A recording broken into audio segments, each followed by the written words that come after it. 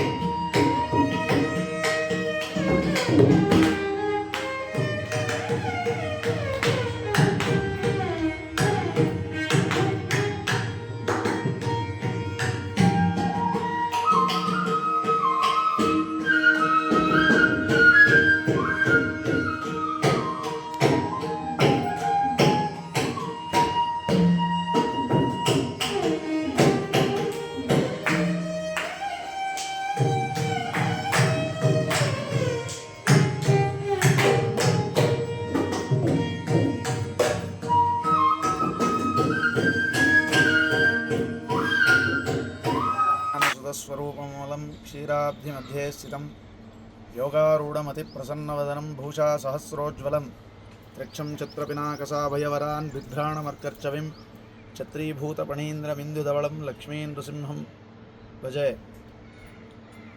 ಭಗವದ್ಬಂಧುಗಳಲ್ಲಿ ವಿಜ್ಞಾಪನೆ. ಇವತ್ತಿನ ದಿವಸ ಆನೇಕಲ್ನಲ್ಲಿ ಮುತ್ಕಟ್ಟಿ ಕ್ರಾಸ್ನಲ್ಲಿರ್ತಕ್ಕಂತಹ ಶ್ರೀ ನವನಾಗ ಸಮೇತ ಲಕ್ಷ್ಮೀ ನರಸಿಂಹಸ್ವಾಮಿಯವರ 5ನೇ ವರ್ಷದ ವಾರ್ಷಿಕ ಮಹೋತ್ಸವ ಬಹಳ ವಿಜೃಂಭಣೆಯಿಂದ ಭಕ್ತಾದಿಗಳ ಸಹಕಾರದಿಂದ ಮತ್ತು ನಮ್ಮ ಧರ್ಮಕರ್ತರ ಸಹಾಯದಿಂದ ವಿಜೃಂಭಣೆಯಿಂದ ನೆರವೇರಿದೆ. ಮತ್ತು 5 ವರ್ಷದಿಂದ ನಾವು ರೋಹಿಣಿ ನಕ್ಷತ್ರ ಸಪ್ತಮಿ, ಪಾಲ್ಗುಣ ಶುದ್ಧ ಸಪ್ತಮಿ ರೋಹಿಣಿ ನಕ್ಷತ್ರದ ದಿವಸ ನಾವು ಸ್ವಾಮಿಯನ್ನು ಅಷ್ಟಬಂಧನ ಕುಂಭಾಭಿಷೇಕವನ್ನು ಮಾಡಿದ್ದೇವೆ. ಅದೇ ರೀತಿಯಾಗಿ ಇವತ್ತು ರೋಹಿಣಿ ನಕ್ಷತ್ರದಿಂದ ಕೂಡಿರತಕ್ಕಂತಹ ಸಪ್ತಮಿ, ಪಾಲ್ಗುಣ ಶುದ್ಧ ಸಪ್ತಮಿ ದಿವಸ ನಾವು ವಾರ್ಷಿಕ ಮಹೋತ್ಸವವನ್ನು 5ನೇ ವರ್ಷದ ವಾರ್ಷಿಕ ಮಹೋತ್ಸವವನ್ನು ಏರ್ಪಡಿಸಿ ಬಹಳ ವಿಜೃಂಭಣೆಯಿಂದ ಸ್ವಾಮಿಯ ಮಹಾಭಿಷೇಕ, ಮಹಾಕುಂಭ, ಉಪಕುಂಭಾರಾಧನೆ, ಸುದರ್ಶನ ನಾರಸಿಂಹ ಹೋಮ ಇತ್ಯಾದಿಗಳನ್ನೆಲ್ಲ ಮಾಡಿ ಮಹಾಪೂರ್ಣಾವತಿ, ದೇವರಿಗೆ ಮಹಾಮಂಗಳಾರತಿ ಮತ್ತು ಒಂದು 106 ಸಂಖ್ಯೆಯಲ್ಲಿ ಭಕ್ತಾದಿಗಳೆಲ್ಲ ಬಂದು ದೇವರ ದರ್ಶನವನ್ನು ಮಾಡಿ ಮತ್ತು ಪ್ರಸಾದವನ್ನು ನಮ್ಮ ಧರ್ಮಕರ್ತರಾಗಿರ್ತಕ್ಕಂತಹ ಶ್ರೀಮತಿ ನಾಗಮಣಿ ನಾಗೇಂದ್ರ ಅವರು, ಇವರೇ ಧರ್ಮಕರ್ತರು, ಅವರು ಅನ್ನದಾನವನ್ನು ಸಹ ಏರ್ಪಾಡು ಮಾಡಿದರು. ಅನ್ನದಾನ, ಲಾಡು ಪ್ರಸಾದ ಮತ್ತು ಎಲೆ ಊಟ ಎಲ್ಲವನ್ನು ತುಂಬ ಚೆನ್ನಾಗಿ ಮಾಡಿಕೊಟ್ಟಿರ್ತಕ್ಕಂಥವರಾಗಿದ್ದಾರೆ.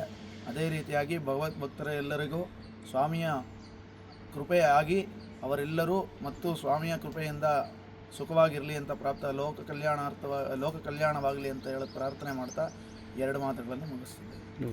ಶರಣಿ ಪ್ರಾರ್ಥನೆ. ಪ್ರತಿ ವರ್ಷದಂತೆ ಇವತ್ತು ಸಹ 5ನೇ ವರ್ಷದ ವಾರ್ಷಿಕೋತ್ಸವ ಆಗಿರುತ್ತದೆ.